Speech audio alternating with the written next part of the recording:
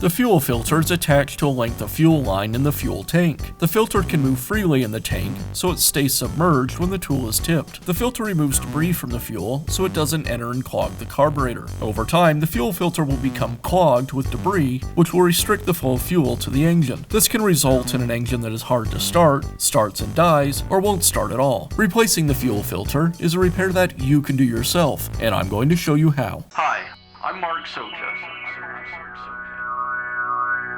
Do-it-yourself repairs like these are easier than you might think. From lawn machines to cordless drills, kitchen mixers, Outdoor grills.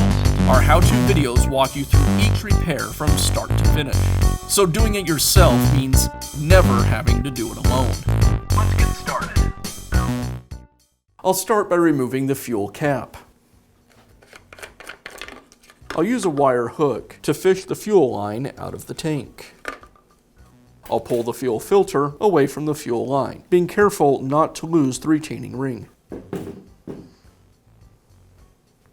And now install the new fuel filter. I'll slide the filter into the fuel line, making sure that the retainer slides over the nipple.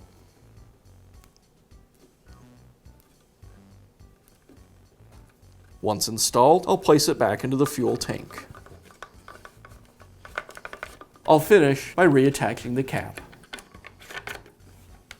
And that's how easy it is to install a new fuel filter in your small engine. Be sure to check back often for new videos and expert advice. If you found this video helpful, give us a thumbs up. And leave a comment.